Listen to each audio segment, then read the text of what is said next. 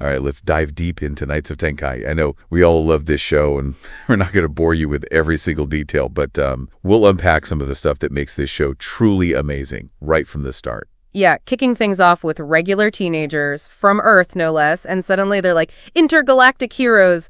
Guren, Ceylan, Chooki, Toxa, what a crew, huh? It's wild. Like, picture this. You're dealing with homework 1 second, and the next you're on some planet called Quarton protecting, get this, the Tenkai Dragon. Talk about a change of plans. What I find interesting is how these kids aren't instantly all gung-ho about it, you know? I mean, they're skeptical and they doubt, heck, they even resist the whole hero thing at first. But that actually makes the story even better, wouldn't you say? Totally. It makes them relatable. Like, who wouldn't question being whisked off to another dimension, right? They're not jumping into capes and tights. They got to grapple with the whole, oh my God, the universe depends on us thing. Exactly. Going from, like, totally normal teens to the legendary Knights of Tenkai, that journey is what makes the story so ripping.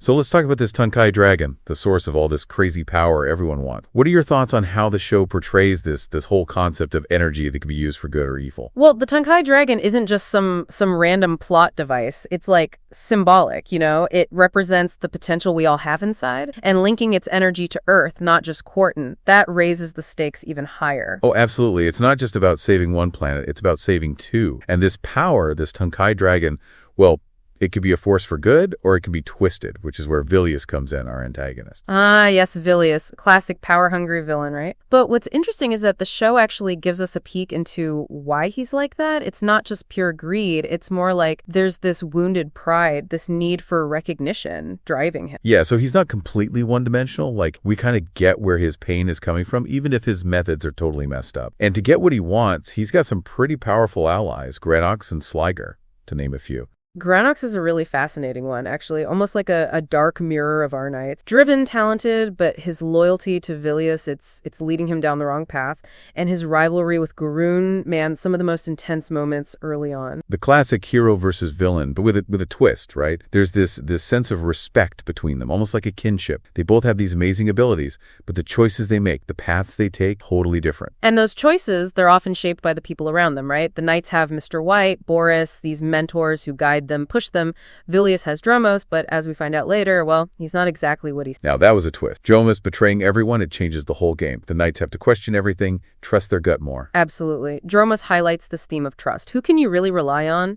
It's a tough lesson for the Knights, but it makes them stronger in the end. They can't just blindly follow anyone, even someone they thought was on their side. Gotta think for themselves. Speaking of learning and growth, let's get into the Knights training. It's not what you'd expect, you know, for saving the universe and all. Right? No fancy gadgets or simulations. They're scrubbing toilets, moving heavy stuff. It's like, what's the point of that? What's the lesson there? It's pretty clever, actually. It's about teaching them humility, how to work together, discipline, stuff that's way more valuable than any superpower. It's like stripping away all the ego, forcing them to face their weaknesses and rely on each other, right? Exactly. Through this crazy tasks, they learn what true strength really means. It's not just muscles, it's mental tough, never giving up, pushing past what you think you're capable. And it's through this tough training that they start tapping into that Tenkai energy, unlocking these powers they never knew they had. And then, bam, they activate giant mode for the first time. The animation in that sequence is just, wow. You literally see their inner strength exploding outward.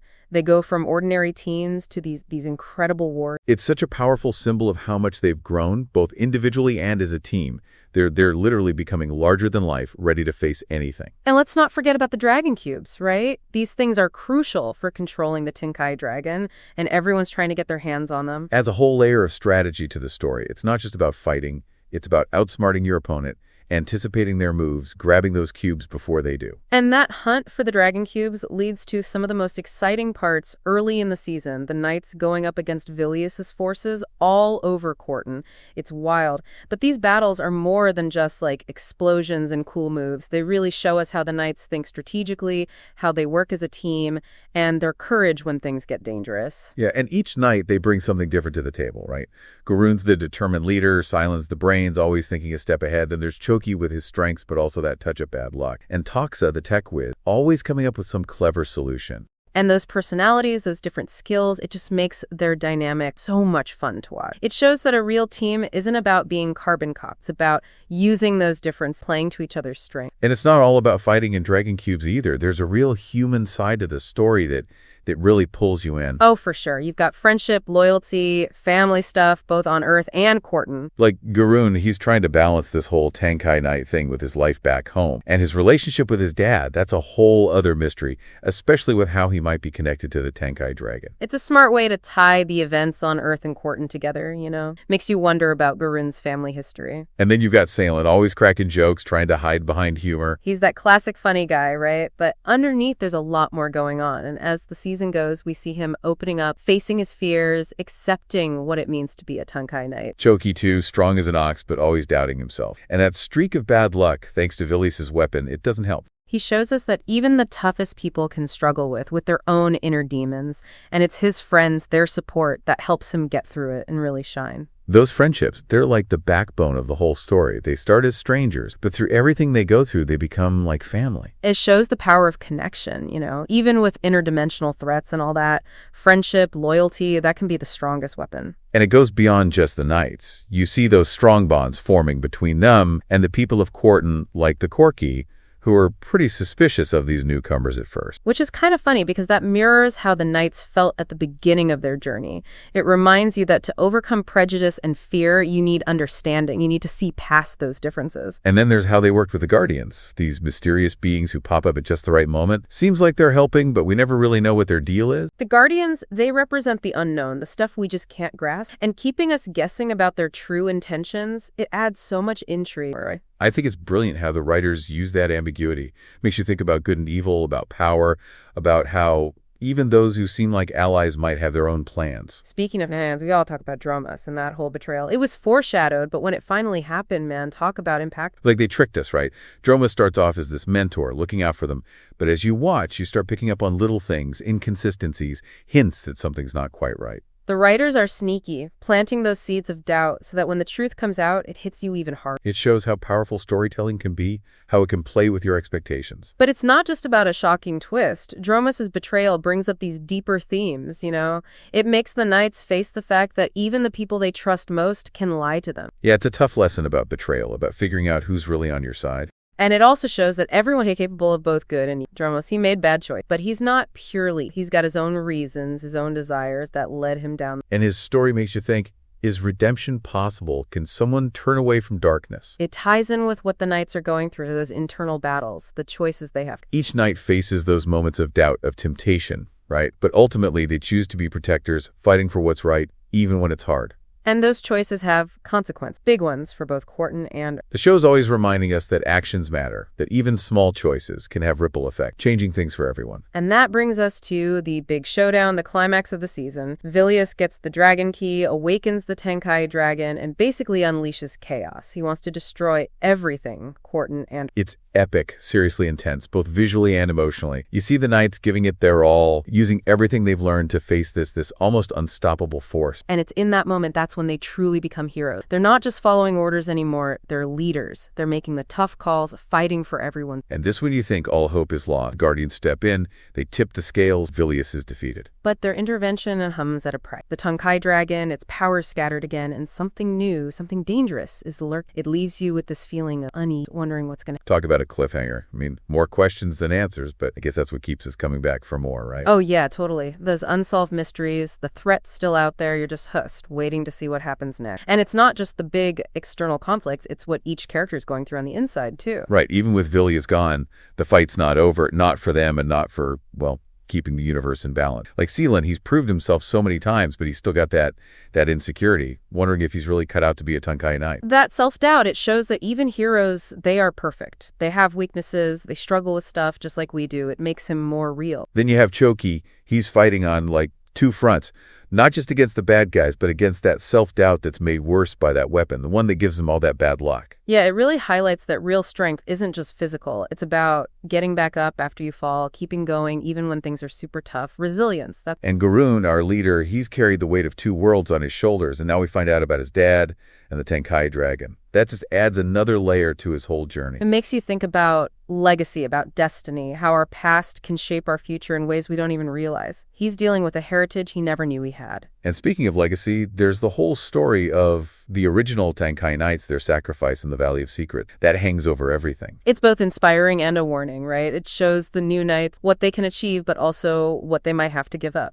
Like a ghost story, reminding them that power comes with a price. And let's not forget that theme of balance that runs through the whole show. The balance between Quarton and Earth, between the Tenkai energy and those who want to use it for evil. It's fragile, that balance, and there are always those who want to disrupt it, to grab power for themselves. The Knight's mission, it's not just about taking down bad. It's about restoring harmony, making sure that balance stays intact. It's about understanding that our actions have consequence, that they affect everyone and That's a pretty powerful message, especially these days where all the conflict and environmental problems we see. It reminds us that we're all connected, that our choices matter, and that we need to try and create a more balanced, harmonious world. And that idea of balance, it applies to the characters too. They've each got their strengths, their weaknesses, their inner battles. It's when they learn to accept all those parts of themselves, to find that inner balance, that they truly become powerful. It shows that real strength isn't about being perfect. It's about owning your imperfections, your vulnerabilities, and using them to your advantage. Those flaws, that's often what makes us unique and gives us room to grow and change. And speaking of growth, this series really shows how facing challenges can transform you. The Knights start out as normal teens, but through everything they go through, they become something extraordinary. They learn so much about themselves, what they're capable of, the importance of courage, compassion, never giving up. And those lessons, they don't stay on Quarton. They bring them back to Earth. They become better versions of themselves, more confident, more resilient, more aware of who they are and where they fit in the world. They inspire others to believe in themselves, to reach for their potential. And that brings us to the biggest question of all. What does all this mean for you listening right now? Why should you care about the Knights of Tenkai? On the surface, it's a fun story. Good guys versus bad guys, ordinary people becoming heroes. But there's more to it than that. It's about believing in yourself, believing in your friends, believing that the world can be a better place. It's about finding your voice, standing up for what you believe in, even when it's scary. It reminds us that we all have the potential to be heroes in our own way. And it leaves you with this feeling of hope, like even when things seem impossible, we can make a difference if we believe in ourselves and what we're fighting for. So as you keep watching Knights of Tenkai, think about this. If you found out you had a hidden power, a connection to another world, what would you do with it? What kind of hero would you be?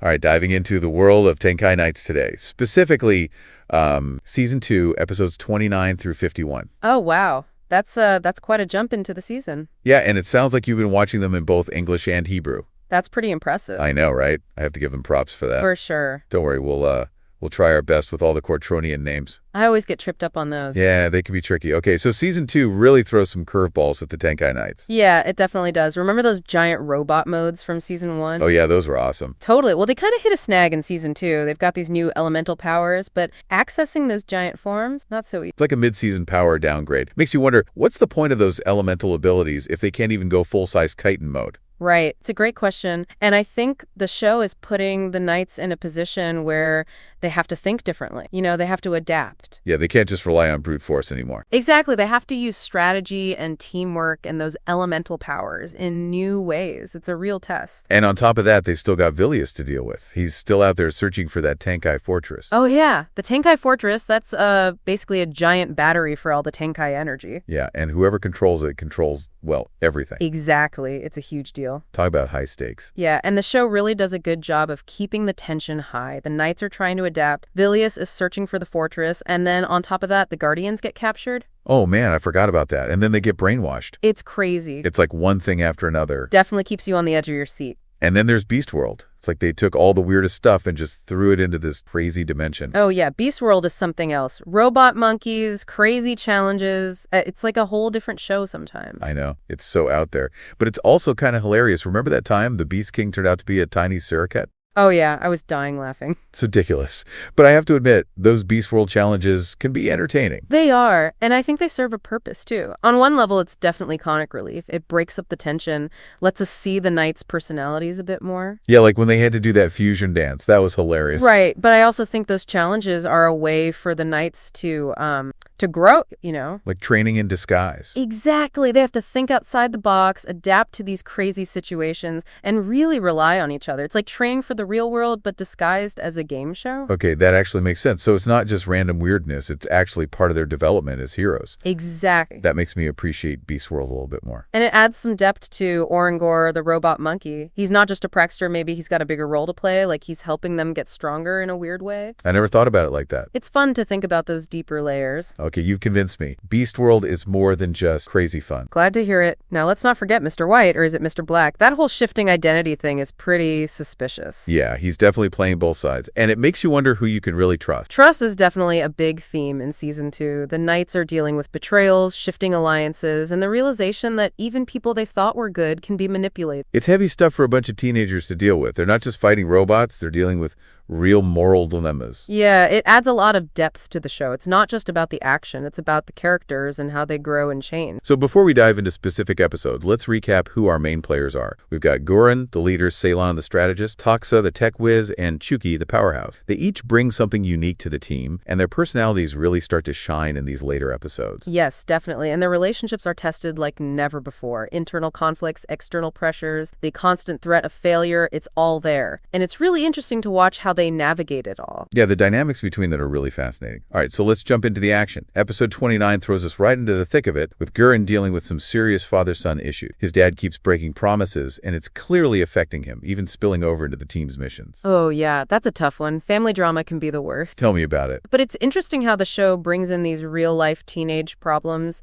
It makes the characters more relatable, even though they're in this fantastical world. Exactly. It's not just about saving the world, it's about dealing with those everyday struggles that everyone goes through. Yeah, it makes the show feel more grounded. And in episode 29, Guren's frustration with his dad almost causes a major problem. Oh no. What happens? Well, he gets so caught up in his own head that he forgets to rely on his team. And it takes a pep talk from Ceylan to bring him back around, to remind him that they're in this together. That's a good reminder for all of us, really. We're stronger when we work together. Absolutely, we need to remember that. So Guren learns a valuable lesson about teamwork, but then the action shifts back to Earth in episode 30. And this isn't the Earth we know. It's been corrupted by Tenkai energy. Like even a basketball game turns into this bizarre, almost apocalyptic battle. Oh, wow. That sounds intense. It is. It really drives home the point that what happens in Quarton can have serious consequences for Earth, too.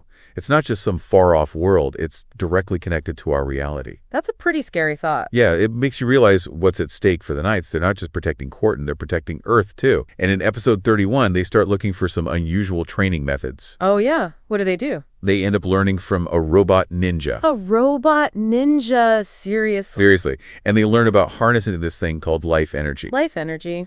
That sounds... It reminds me of how their connection to Earth was so important in Season 1. Like their human experiences gave them strength. Maybe this life energy is a deeper version of that. That's a good point. It could be like a deeper connection between the two worlds, the source of their power. It's like the show is slowly revealing more about how Tenkai energy works. Right, like there are these hidden layers to it all. Yeah, makes you want to keep watching to see what else they uncover. Absolutely. But while they're busy meditating and learning about life energy, Vilius launches a surprise attack. And this time he's got a new enforcer with him named Borea. This guy is intense. Oh no, another bad guy. Yep, and he's tough. The Knights have to put all their new skills to the test to try and defeat him. Do they succeed? They don't quite manage to take him down, but there's this one moment where Guren unleashes this incredible burst of firepower. It's like he's tapping into something deeper, something beyond his elemental powers. Oh wow, that sounds epic. It is, and it makes me think that life energy might be the key to them overcoming the limitations on their giant mode. Like, it's the missing piece they need to unlock their full potential. That would make sense. It's like foreshadowing their future growth. Yeah, the show is always dropping those little hints. All right, so we've got these training montages, epic battles, the fate of the world hanging in the balance. And then episode 32 takes a total left turn. It focuses on Toxa trying to fix a broken video game. A broken video game? Yeah, it seems totally random. But then it leads to this really sweet moment where he uses his tech skills to help a kid on Earth fix his broken bike. Oh, that's nice. It's a good reminder that even heroes have everyday lives. And that even small acts of kindness can make a difference. Definitely. Plus, it reinforces the idea that Earth and Quarton are connected. What happens in one world can affect the other, even in small ways. It's all part of the bigger picture, but of course those small victories are often followed by big setbacks. In episode 33, the Knights are back in Quarton, facing off against Granox and Sliger, two of Vilius's top goons. But instead of working together, they start arguing about who gets to use a powerful weapon. Oh no, not again. Didn't they learn their lesson about teamwork? Apparently not. Their egos get in the way, and it ends up backfiring big time. How so? Well, another Korakai named Jen shows up, and he has this crazy energy-draining attack that wipes them out completely. Oof, that doesn't sound this. It's a rough defeat. It really highlights how much stronger they are when they work together instead of letting their individual pride get in the way. Yeah, they need to focus on the bigger picture, which is defeating Vilius and protecting both worlds. Exactly. And in episode 36, we get a little break from all the action. The Knights are back on Earth, enjoying some downtime. Guren studying for a history test. Toxa's showing off his new skateboard skills. It's nice to see them just being normal teenagers for a change. A little bit of normalcy is always good. Reminds us that they're still kids despite all the crazy stuff they have to deal with. Yeah, it's important to see that side of them. But of course, the peace never lasts long in the world of Tenkai Knights. Vilius crashes their little hangout with a surprise attack and drops a bombshell. The key to unlocking the Tenkai Fortress's full power is a tiny blue cube. A cube, that's it. Yep, a tiny blue cube. And guess what? It's currently in the possession of Kiro, Ceylan's little sister, who brought it back to Earth with her, completely unaware of what it is. Oh no, that's not good. Talk about bad timing. Now the Knights have to figure out how to get into the Tenkai Fortress, while Kiro is back on Earth, dealing with a suddenly superpowered cat. Wait, what? A superpowered cat? Yep, you heard that right. Thanks to that blue cube, her cat is dousing all sorts of chaos back on Earth. It's hilarious, but also kind of dangerous. Oh man, the Knights really can't catch a break. It's one thing after another, so while they're trying to infiltrate the Tenkai Fortress, they've also got to worry about what's happening back on Earth with Kiro and her superpowered feline. Double the trouble. Exactly. And the fortress itself is a whole other challenge. It's like a giant maze full of booby traps and hidden passages. They can't just brute force their way through this when they have to use their brains. It sounds like a real test of their strategic skill. And then, just to make things even more complicated, Kiro's blue cube starts acting up. It's like the energy's leaking between dimensions, causing all sorts of weird side effects. Oh no, that can't be good. It's not. It's unpredictable and potentially dangerous. And just when they think they're finally getting a handle on the situation, bam, they get transported back to Beast World. What? Back to Beast World? But they just got out of there. I know. It's crazy. So what happens? What are the challenges this time? Well, Orengar's back, of course, with a whole new set of crazy challenges. But this time, it seems like the Knights are going to have to entertain him to get back to Quarton. Entertain him? Seriously? Seriously. It's ridiculous and hilarious. They end up riding runaway trains, participating in these robot fusion dance parties, and facing off against a surprisingly adorable Beast King. Wow, that sounds wild. It is, but it's not all fun and games. In episode 41, they're challenged to a soccer match against Vilius and his goons. A soccer match? Really? Yep, it's actually a pretty clever way to settle a cosmic conflict. I'll say. Only in Tenkai Knights would you see a soccer match determine the fate. I know, right? It's so unexpected. And they actually managed to win the soccer match. They do? Awesome! But of course, Orangor being Orangor, he changes the rules at the last minute. He claims they started the match too early. Oh, come on. That's so unfair. Typical Orangor. Yep, it's a frustrating setback, but it also highlights how unpredictable Beast World can be. The rules are always changing, and they have to be ready for anything. Makes sense. You got to be adaptable in a way. Exactly. And all of this leads up to a final showdown in episode 43, where they have to compete in this crazy robot fusion race. It's high speed, high stakes, and there's a lot of sabotage going. Ooh, this sounds intense. It is. It's a real test of their skills, their teamwork, and their ability to think on their feet. And the outcome is pretty surprising. The winner isn't actually a Tenkai Knight. It's Benny, the girl they befriended back on Earth. Wait, what? Benny wins the race? Yep. And she uses her wish to get the Knights out of Beast World. Oh, that's nice of her. It is. But just before they leave, Orangor gives them a mysterious totem as a parting gift. Totem? I wonder what that's all about. It's definitely intriguing. It makes me think that Beast World had a bigger impact on them than they realized. Like, maybe that totem holds some kind of special power or knowledge. Ooh, that's a good theory. But when they get back to Quarton, they find the fortress completely empty. Vilius is gone. What? He just vanished? Yep. It's another unexpected twist. Where did he go and what is he planning? It's a total mystery. This is getting good. So many questions. I know. And while all of this is happening, Kiro's blue cube is causing some serious problems back on Earth. The Tenkai energy is going haywire, and everything is starting to look like a video game. Oh no, that doesn't sound good. It's not. It's like the digital world is bleeding into reality. That's wild. And poor Toxa gets sucked into this digital world where we're introduced to Vilius' mysterious ally, Mr. White. He claims he wants to help, but something about him just seems off. Yeah, I wouldn't trust him. He's probably up to no good, especially if he's working with Vilius. Something tells me this is just the beginning of their troubles. Yeah, I have a feeling things are about to get even crazier. Yeah, it really makes you think, what if our world suddenly turned into a video game? Don't even get me started. I'd be freaking out. Okay, so things definitely escalate from here. Toxa's trapped, Mr. White is being shady, and then the Knights have to face a giant Lego dragon. A Lego dragon, seriously. Oh yeah, you can't make this stuff up. It's pure Tenkai Knights chaos. And, it's moments like these that make the show so much fun to watch. Yeah, for sure. They managed to balance all the crazy action with some real heart and some genuine character development. Exactly. It's not just mindless entertainment. It's got some substance to it. And then, as if things couldn't get any crazier, Vilius brings his own Tenkai dragon back to life. No way. Two dragons. Two giant dragons, battling it out, and of course the Knights are caught right in the middle. Oh man, that's gotta be intense. It's insane. I mean, the animation in these episodes is incredible. You can really feel the power of these dragons. And it's not just about the spectacle. It's about the choices the Knights have to make. They're forced to split up, each tackling different threats across different dimensions. That's a lot of pressure. It really is. But it shows how much they've grown. They can adapt, they can strategize, and they can handle themselves even when the odds are stacked against them. Yeah, they've come a long way since season 1. For sure. And it highlights the fact that their actions have consequences. It's not just about protecting one world. It's about keeping both Earth and Quarton safe. Their decisions affect everyone. That's a big responsibility. Yeah, no kidding. And things really come to a head in episode 49. The Knights finally reunite in Quarton to face Vilius and his crew. And remember that sound wave generator Toxa was working on? Yeah, the one that was supposed to counter Venetta's energy-draining weapon? Exactly. Well, they finally get to use it. Yes, about time. What happened? It works. It weakens Venetta's weapon, which allows the Knights to transform into their giant modes. Finally, they get to go Titan mode again. It's awesome.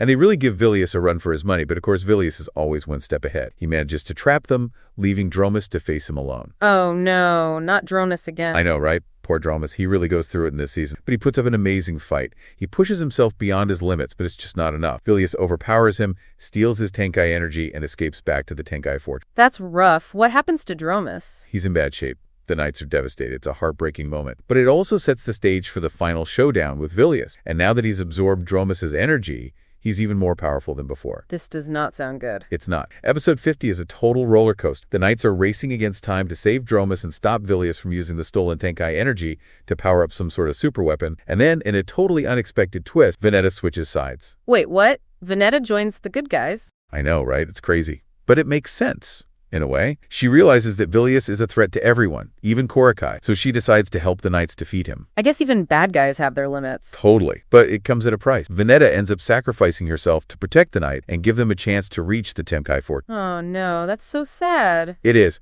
It's a really powerful moment. It shows how much she's changed and the depth of her character. So they make it to the fortress. What happens then? Well, that's where the real final battle takes place. Episode 51, the season finale, is basically one giant showdown inside the Tenkai Fortress. The Knights versus Vilius, who is now wielding the power of all the Guardians. Oh man, talk about a David and Goliath situation. How do they even stand a chance? I know, the odds are totally stacked against them. But they never give up. They fight with everything they've got. And it's an epic battle. I mean, they're fighting all over the fortress using all their skills and powers. But just when it seems like Vilius is going to win, Dromus returns. He's alive. He is, but he's still weak. But he manages to distract Vilius just long enough for the Knights to launch one final coordinated attack. They combine all their powers, and they finally defeat Vilius once and for all. Yeah, they did it. It's an amazing moment. And it's not just about defeating the bad guy. It's about everything they've learned along the way. They've grown so much, individually and as a team, and they've saved both Earth and Quarton. So it's a happy ending. Definitely. The Guardians are freed, the Tenkai energy is balanced, and the worlds are safe. But it's not all sunshine and rainbows. They've lost friends along the way, they've faced some serious challenges, and they've had to make some tough decisions. Sounds like a real hero's journey. Exactly. And that's what makes Tenkai Knights so great. It's more than just an action show. It's about friendship, sacrifice, and finding the courage to fight for what you believe in. And it's about never giving up, even when things seem impossible. It really is a classic underdog story. It gives you hope, you know? Totally. And the ending of season 2, it just makes you want to cheer. It's a satisfying payoff to everything they've been through. So what about you? Have you seen the whole series? You know, I actually haven't watched beyond season 2. I've heard there are some pretty interesting developments in the later seasons. Oh yeah? Like what? Well, from what I understand, the Knights face even more powerful enemies, and they have to travel to new dimensions and even team up with some unlikely allies. Ooh, that sounds exciting. Yeah, I'm definitely curious to see how it all plays out. Well, I guess we'll have to add that to our watch list. Definitely.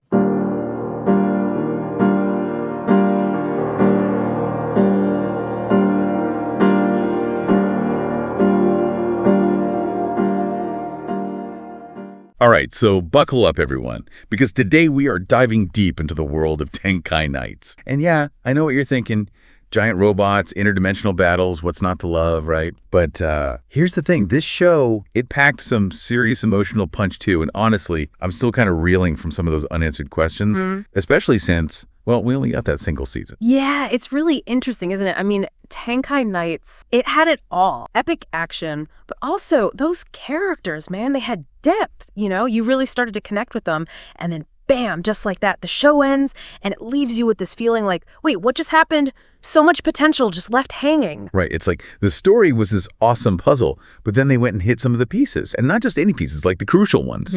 So today, that's exactly what we're going to do. We're going to hunt down those missing pieces, try to figure out what could have been. Exactly, because those missing pieces, they're not just random gaps. They're key to understanding the whole picture. And hey, speaking of missing pieces, let's start with, well, Guren's mom. Because seriously, what's up with that? We know nothing about her. Like zero, no mentions, no flashbacks, nothing. It's like she never even existed. Yeah, it's crazy, right? Like, especially when you think about how important family is in this show. Yeah. It makes you wonder if maybe there's something more to it, some deeper backstory we never got to see. I mean, what if she's somehow connected to like the whole Tenkai Knight origin story? Or maybe she's like the key to some secret power that Guren doesn't even know he has yet. Oh, totally. That's a great point. I mean, think about it. Is her absence just a simple oversight? Or did the creators, you know, do it on purpose, leave it as this big question mark to get us thinking? And for Guren, I mean, good kid, responsible, driven, but there's this like underlying sadness, a loneliness almost. Could that be, you know, because of his mom? Totally. It adds this whole other layer to his character. And speaking of complicated family stuff, let's talk about Jen. I mean, his story, man, it's just heartbreaking. It's not just fighting robots for him. It's dealing with like real life stuff, you know, Right. Family falling apart, money troubles, the whole thing. That scene where his dad breaks down in front of him, man, that was rough.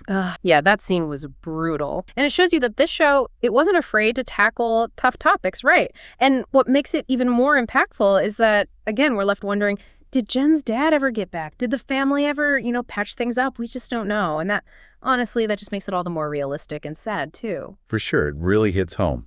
We see how it messed with Jen right away. But the show ends before we can see, like, the long-term effects. Did it change how he made decisions? Did it affect his relationships? It's like they stopped the story right at the most crucial point. Right. And here's another thing that's interesting. Did you know that in some versions of the show, like the English and Hebrew dubs, Jen's dad doesn't even have a voice, like, at all? Wait, really? I never noticed that. Wow, it makes you think about how those little changes, those dubbing decisions, they can actually change how you feel about the story, huh? Absolutely, yeah.